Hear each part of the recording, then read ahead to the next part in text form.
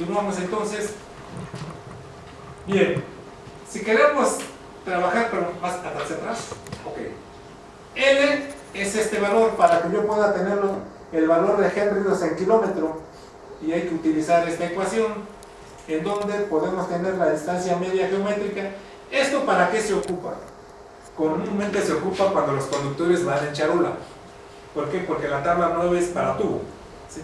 Pero ya por la práctica que me he encontrado que los valores de reactancia de la tabla 9 son superiores a los calculados aquí. Entonces, sinceramente, para verificar, pues nada más me hago un rápido con la tabla 9, y si pasa la tabla 9 ya pasó, ¿sí? Pero bueno, lo correcto es hacerlo así, ¿verdad? Aplicar esta ecuación. Bueno, tenemos la distancia media geométrica, que no es más que los espaciamientos entre conductores, no separaciones, espaciamientos. Y espaciamientos es distancias entre centros de conductores. Entonces le avanzamos. El radio medio geométrico está en función de la constante de cableado, y esta constante de cableado está en función del número de hilos del cable. ¿Dónde voy a ver cuántos hilos tiene el cable? Pues en la tabla 8 de la norma. Sería la tabla 8 de la norma para yo determinar el número de hilos. Y bueno, si ustedes ya han visto la tabla 8, van a ver que aquí están los circular mills equivalentes para cada calibre del conductor. Continuamos. Bien, lo que sigue es seleccionar el conductor por cortocircuito. Ahí la norma se quedó corta. ¿Por qué? Porque no dice qué criterio de aceptación. Comúnmente nos vamos a lo que marca la tabla 240-92, pero si alguien me la refuta, si alguien no la quiere aceptar, va a tener razón, porque esa 240-92 es para derivaciones nada más, de las barras de los tableros hacia los interruptores, ¿sí?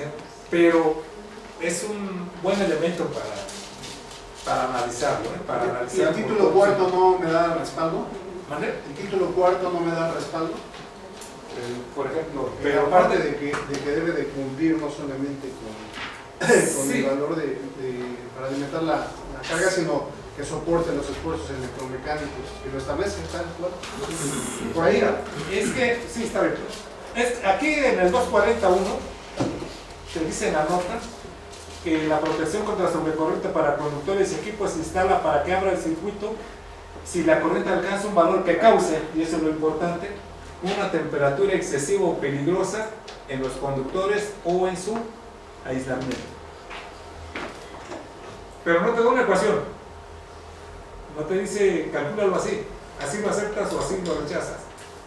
Entonces la única que te da es la tabla 240-92, nada más, ¿no? Entonces, continuamos. Esta es la tabla 240-92, donde dice corriente nominal de cortocircuito de conductores, pero dice de derivación. Pero supletoriamente, o sea, sí es una buena referencia para determinar por cortocircuito los conductores. Continuamos. Muy bien. Con esa tabla y con eso vamos a calcular los conductores por cortocircuito. El otro aspecto que maneja la norma es otros esfuerzos mecánicos a los cuales pueden estar sometidos los conductores. Y vamos a hablar del doblez de los conductores, del doblez dentro de gabinetes, dentro de ductos cuadrados. O sea, no es suficiente que el ducto nada más por el 20% del área ya cumpla, ¿no? También hay que revisarlo si cumple por el doblez del conductor en los codos, ¿eh? Y ese tiene que cumplir esta tabla, la 312-6, inciso A. En cuanto a tubos, es un aspecto de tubería, pero también aplica a conductores. En cuanto a tubos, no es suficiente con que se cumpla el factor de relleno del 40%, ¿no? ¿Qué otro requisito hay que cumplir? Hay que cumplir la relación de diámetros del conductor mayor con respecto al diámetro del tubo. la norma dice que debe andar entre 2.8 y 3.2. Esa está en la nota 1 de la tabla 1. De la tabla 1. ¿Sí? Entonces habría que respetar también esa relación de diámetros. Bien, y hay que respetar entonces estos dobleces de los conductores. Si el conductor no entra en la pared opuesta a la terminal, es decir, que hace un doblez en L, ¿verdad? Se tiene que cumplir esto. Y si el conductor entra por la pared opuesta a la terminal, se tiene que cumplir esta tabla, la 316B. Entonces, hay que cumplir esos dos para cumplir lo que es el doblez de los conductores. La tabla anterior también aplica, por ejemplo, para seleccionar las cajas y tiene tapa. La caja de la pared opuesta a la tubería tiene una tapa removible. Ahí tiene nomás con que cumpla la 312.6 es suficiente. No te pide que cumpla la 314.28, que es 8 veces el diámetro, 6 veces el diámetro, lo que la norma maneja por ahí, ¿verdad? Entonces, eso también se ve en conducts tipo LB, que tienen tapa en el codo. Bien. Bueno, este sería un ejercicio así como que nada más para despertar tantito. Ya desarrollé suficientemente, entonces serían dos tubos instalados en la azotea a 15 centímetros y nada más es determinar la opacidad de estos conductores, ¿no? Van a ser 2 conductores por fase, no requiero neutro, son motores trifásicos, es delta, es un capacitor trifásico, entonces no requiero neutro. Entonces, nada más con el puro conductor de puesta a tierra. Continuamos. Y entonces me voy a ir a la 430 24, y es la guía para determinar estos valores. Me voy a ir a la 436 para determinar si me voy por tabla o por placa. Y bueno, aquí está la 430-250, aquí está 430-250 para los valores de los de corriente de los motores. Y bueno, yo tengo una corriente nominal en el conductor de 360.4 amperes. La 430-24 me dice que yo debo de considerar el 25% adicional del motor mayor más la suma de las demás cargas. No hay ninguna carga continua, pues el transformador en base a su capacidad ya debe de absorber la carga continua que hay en su lado secundario. Entonces me voy con la corriente nominal del transformador y la corriente de los demás motores. Entonces, considerando el 25%, pues ya me da 384.4 y el factor de agrupamiento por temperatura, como no hay conductores más que 3 portadores de corriente, es al 100%. La temperatura de operación, de acuerdo a 310.104, es 90 grados porque está en un ambiente seco, no es un ambiente mojado. Entonces me voy a ir a 90 grados y la temperatura exterior en el tubo es de 40 grados centígrados y la altura de soporte es 150 milímetros. Esto en la tabla 31015B3C me dice que yo debo de sumar 17 grados a la temperatura ambiente. Entonces la temperatura ambiente total va a ser 57 grados. Con este valor de temperatura me voy a la tabla 31015B2A, que es para 30 grados de diseño, y ahí voy a ver en las coordenadas de 56 a 60 grados, que es la de 57, y voy a tener un factor de corrección por temperatura de 0.71. Lo divido entre este valor de corriente y me da 541.4, y como son 2 conductores por fase, entonces lo divido entre 2, 192.2 amperes, en donde el conductor es 270.72, y en donde el de 250 kC1000 en la 31015B16 a 90 grados me da 290, es mayor que 270.72, entonces puedo decir que el de 250 kC1000 cumple. No lo voy a seleccionar a 75 grados, ¿por qué? Porque estoy ahorita en la temperatura del aislamiento, y la temperatura del aislamiento es 90 grados, la nominal. Ahora, ¿dónde lo voy a seleccionar a 75 grados? En la terminal, ¿verdad? De la 110.14C1, me voy a la tabla 3.10.15.B16 y veo que ahí, que la 250 kC1000 es 255 amperes a 75 grados. Y aquí la norma me dice, en el 110.14C1, que aquí no juegan los factores de corrección ni de temperatura ni de agrupamiento. Entonces me voy directamente al valor de corriente únicamente que está afectado al 25% del motor mayor, dividido entre 2, 192.2, entonces podríamos decir que el conductor de 250 kC1000 cumple. Bien. En cuanto a caída de tensión, como está en el tubo, ahí sí me voy a la tabla 9, determino el valor de resistencia al neutro, que viene en la tabla 9, calculo la impedancia, que es a 1000 metros, o sea por kilómetro, considero que la distancia son 120 metros, lo ajusto esta impedancia a 120 metros, y calculo la caída de tensión monofásica. Aquí el valor de corriente a considerar, si se dan cuenta, es 360.4, o sea, no considero el 25% del motor mayor. Ese es un valor de ajuste. El valor de corriente que va a circular por el conductor es 360.4. Como son dos conductores por fase, lo divido entre 2 y con este valor de corriente calculo la caída de tensión monofásica al neutro, que sería 5 volts. Y si yo lo quiero comparar con 480 volts, que es trifásica, entonces multiplico por raíz de 3 y tengo ya la caída de tensión trifásica, la resto a 480 y me da 471.4 volts. Ya no estoy buscando ni 2% ni 3%, lo único que estoy buscando son un valor de tensión en ese tablero que me dé 460 volts en los motores. Entonces lo que me permite tener todavía una caída de tensión en los circuitos derivados de los motores, ¿de cuánto? De 11.4 volts. O sea, no es una norma de eficiencia energética, es una norma de seguridad. Continuamos.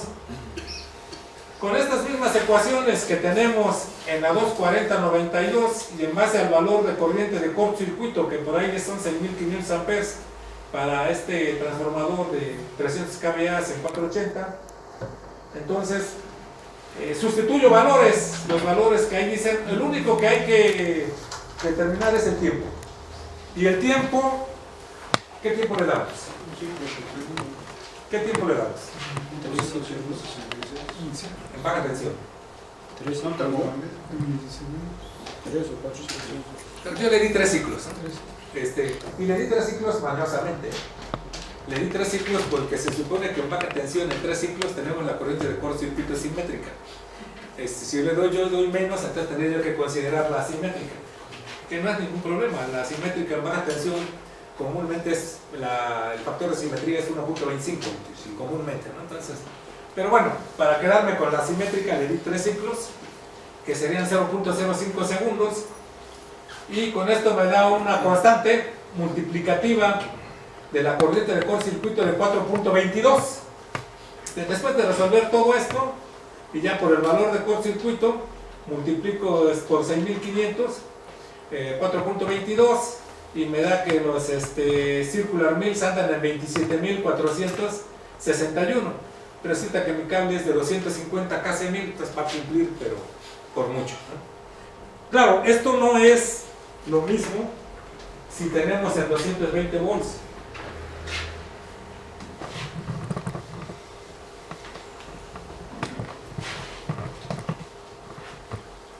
Nada más como un ejemplo así de rapidito, de práctico.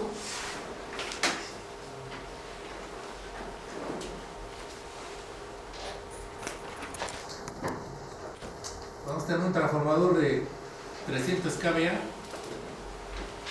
220-127 volts, con una impedancia, ¿les parece bien?, del 5.6. ¿Está bien?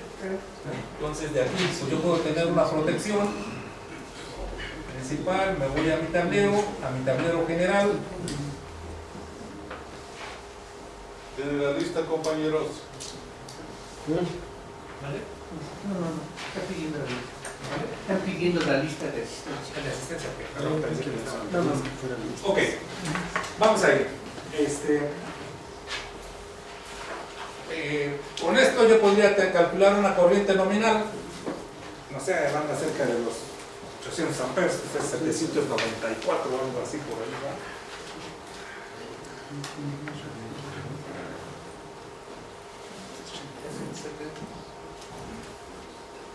Decimos que son 300 entre 1.73.2 entre 0.22, 787.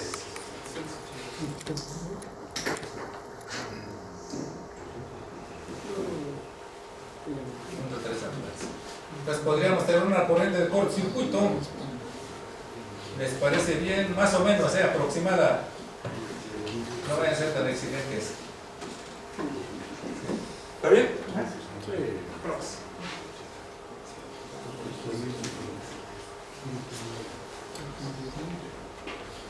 $14,059 amperes. Más o menos son 4.22, ¿verdad? Ahí en la... Aquí se ve mejor.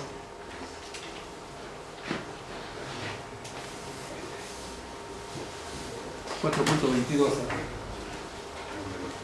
Entonces, si nos vamos a 4.22 para determinar los CMs mínimos por 14,059,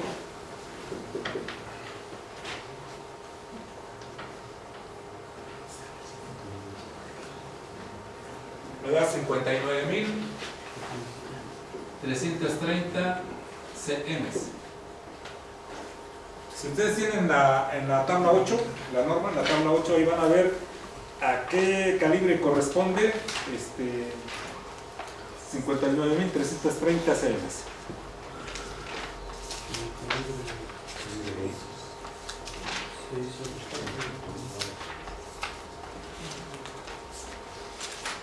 Calibre 2. Calibre 2. Calibre 2. 66,360. ¿Y el calibre 4 cuánto era? 41,000. Ah, ok, entonces 41,000 y el calibre 2 era... No, 59,000 son. Casi son. Sí, esos son los CMs. No, el calibre 2 son 66,000. El Calibre 4. El calibre 4, 41,000. No da. Entonces 66,300. 360.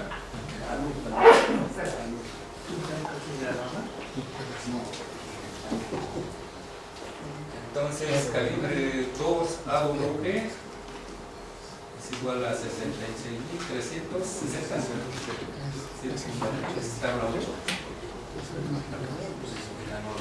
Entonces significa que el calibre mínimo de los alimentadores en este tablero tendría que ser 2. ¿Sí? O sea, no serían válidos calibres mínimos, menores a calibre 2. Entonces, ese sería el tema. Nada más, cuando hacemos todos los ajustes, porque cuando dijiste la compensación del conductor de puesta a tierra, lo dijiste por caída de tensión, pero debe ser por cualquier cosa que tú, puede ser por cortocircuito o por agrupamiento, por ¿De acuerdo? temperatura, Sí, ¿no? por cualquier razón, hasta por agrupamiento. ¿Sí? Sí, por ejemplo, estos que están en la azotea, eran, ¿qué es? Un 100, que fueron 360, 180.2, bueno, ponle 384, 192.2, por la cuestión del 25% del motor mayor. Te correspondería un 3 ceros, pusiste un 250 KC1000, pues el mismo ejemplo que resolvimos ahí. Habría que brincar de... Entonces, no, pero ahí te vas 400 amperes. En todo el alimentador llevas 2 por fase. 400 amperes, ¿qué te da? ¿Un 2? Sí, un 2. Más o menos un 2. Entonces tendrías que subirlo a lo mejor a un 0. Un 0. Sí, estoy de acuerdo. No, nada más porque la 2005 sí decía por caída de tensión, pero la 2012 ya no, por cualquier motivo. Sí, de hecho en el MyHall te especifican un ejercicio de ese tipo de aumentos, ¿no? Y de hecho no debe de ser por el ajuste de temperatura ni de agrupamiento. De hecho son los criterios mínimos que debes de tener tu conductor. De hecho en el comentario te dice específicamente que es por caída de tensión, armónicos o por futuras cargas que tengas y nada más, pero por ajuste no sé, bueno, es lo que... No, es por cualquiera, hasta por capacidad también tienes que ajustar. Es una cuestión de impedancias. O sea, si disminuyes la impedancia del conductor de fase, tienes que disminuir la impedancia del conductor de puesta a tierra en la misma proporción. Bueno, pues en 220 un transformador de 300 kVA todavía se me hace decente, ¿eh? Pero cuando ponemos uno de 500 kVA en 220, como que ya, bueno, me ha tocado ver transformadores de 1250 kVA en 220, entonces es la muerte con los alimentadores. Y las protecciones. Sobre todo con los alimentadores del tablerito de la subestación. Y las protecciones. Entonces, no, habría que revisar esos conductores de los tableros generales por cortocircuito. Bien, bueno. No sé, Marito, no me explicas un poquito más. Ese conductor de calibre 2 que tiene 66, 360 circular mil, ese que es el mandatorio para los alimentadores derivados. Mínimo. Mínimo es el calibre Ah, ok. para estos alimentadores derivados. Sí. Digo, también le aplicaría esto. Sí, es un ejercicio, a lo mejor hay que hacer efectivamente el cálculo por circuito. Muchos pues se ponen rebeldes, ¿no? Y dicen, no merezco este valor de cortocircuito aquí, dame con el del extremo, ¿no? Entonces le digo, bueno, pues si tienes un cortocircuito aquí, este es magnitud, es el peor de los casos. El BUF dice que hay que hacer el análisis del corto en toda la trayectoria del corto. Sí. La salida, pues, vas a calcular tu cortocircuito aquí, pero te va a servir para lo de abajo, no para lo de arriba. Entonces, bueno, eso es lo que quiero compartirles. Si hay algo más, pues... Yo tengo una pregunta. Sí. Es una pregunta que tengo desde hace mucho tiempo. ¿Cómo se calcularía la ampacidad de un conductor en un ducto si te especifica en el 372-22B que se debe de considerar la tabla de 31015 B2 o 3A de ajuste? Entonces, si te dice que son mayores a 30, se considera el ajuste, y en la tabla en mayores de 30 sería 45%, tendríamos que cambiar todos los conductores que están en el ducto, bajarles a un 45% de su ampacidad. Sí, eso es, pero lo que sí es mandatorio es el 20% del ducto. Así metas 100, pues el 20% del ducto. Eso sí es mandatorio. Y lo demás lo puedes hacer, más de 30 hazlo, pero ya tienes que aplicar factores de corrección por agrupamiento. Entonces ya no convendría poner más de 30, ¿no? Si vas a arriesgar el 50% de tu ampacidad, ¿no? Yo no hago obra, ¿no? Sí, es entonces, una pregunta que me surgió y la verdad sí. No, pero te voy a explicar por qué. El ingeniero anteriormente, antes de esta ley de la industria eléctrica, el ingeniero era medido por su solución técnica más económica. Y la nueva ley dice que no. La nueva ley dice que tienes que dar una solución técnica más económica y más eficiente. Así lo maneja la nueva ley de la industria eléctrica. Entonces, ¿por qué viene a lo que no hago obra? A lo mejor Sergio tiene más experiencia que yo y él puede decir, bueno, ¿qué calibres vas a instalar? Pues que un 0, no los pongas al ducto, ponlos en charola, ¿no? La mano de obra es más barata, a lo mejor la charola es más cara, pero sumaditos, a lo mejor hay un ahorro. Además, con el ducto tenemos que cumplir otro requisito. El ducto tiene que estar aprobado para el calibre del conductor que vas a instalar. Eso, Y debe estar expuesto. sí, sí. Un comentario, Sí, ingeniero, sí. respecto a eso, un comentario. Ajá. El asunto es que en campo los electricistas a veces no se hace o no hacemos la utilización correcta del tablero o del centro de del tablero de distribución o el centro de carga, ¿no? Porque tiene varios orificios como para salir con los tubos hacia los derivados. Y el electricista, por ahorrarse, mete el ducto, ¿no? Y eso es lo que hace que se vayan en ocasiones más de 30 conductores activos, ¿no? Porque no quieren hacer el trabajo de los tubos de salida del tablero. Son varios espacios que tenemos arriba para salir, o en la parte de abajo igual, pero no lo hacen. Meten dos tubos hasta de 2 pulgadas, rompiendo la pared del tablero para salir así, se les hace más fácil. Eso es lo que ocurre frecuentemente, ¿no? Pero caemos en la pregunta que Bueno, es aquí. dos no conformidades muy frecuentes Sí. en este tipo de instalaciones. La primera, el ducto no cumple el 31428 para los alimentadores, que dice que debe ser 6 veces, debe ser dimensionado 6 veces el diámetro Sí. del tubo que llega al tubo que sale. 6 veces el diámetro. Es decir, a lo mejor acá llegas con 4 de 1 pulgada, pero a lo mejor bajas con 1 de 2 pulgadas.